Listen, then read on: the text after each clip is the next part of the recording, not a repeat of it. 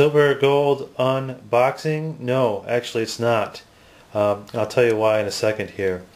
I'm a big tea drinker, and as are with many people that live here in Asia. And what I've noticed this year is the rapid increase in prices for commodities, and tea being a major commodity in China, just like coffee or wheat or pork bellies, etc. So I'm very aware of the increase in this cost of commodity because I consume it, and I really like it. It's part of my diet, and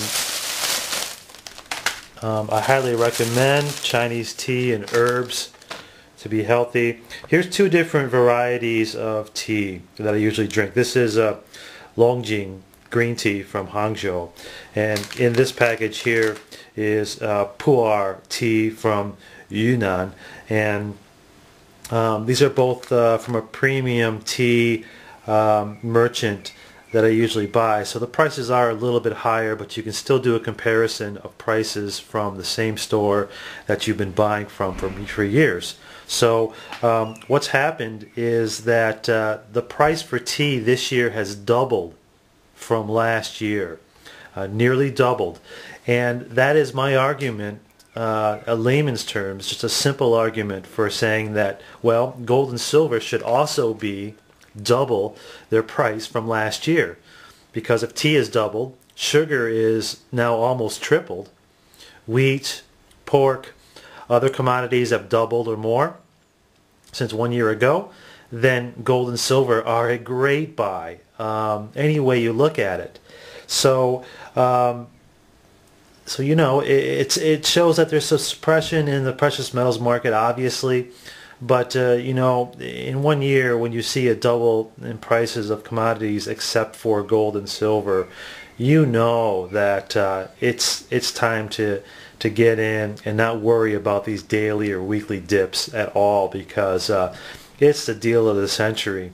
And if there was a way to buy tea futures, I probably would take a look at it, even though I'm not big on stock market investing or forex trading or anything like that. But you know, you've got like what 1.4 billion people here, and most of them drink tea, and they do so on an almost daily basis. So it's a safe bet as any, because they make it here. You know, they have tea in India and other places, but the majority of tea consumed in China is grown in China. And I'll show you the amount of tea, premium tea, that I got and the price, and then I'll tell you what I paid for 1 year ago and then before that, to make my point clear. So okay, the green tea, the Longjing, let's take a look at the amount in there. Pretty good amount of spring Hangzhou Longjing,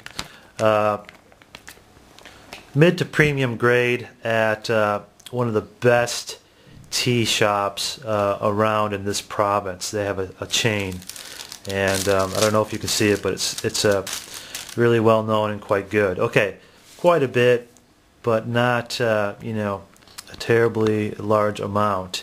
And then for the Puh'er, since it is aged tea, it is always more expensive than other teas.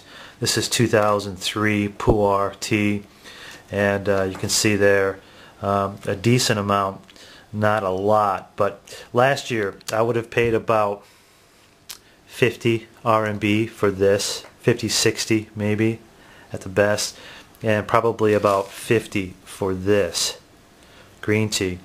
But this year, these two together, 180 RMB, which is a lot for tea, even though it is premium tea. But my point, commodities are going through the roof, and for those people that can't really afford the price increase, that's where you get the social unrest, and that's where this stuff is spreading throughout the world. Here's another Puh'er tea that I've got. that I had before. There's a couple different varieties in here, but you can buy them in the big cakes or these small, almost ingot type cakes, square or round.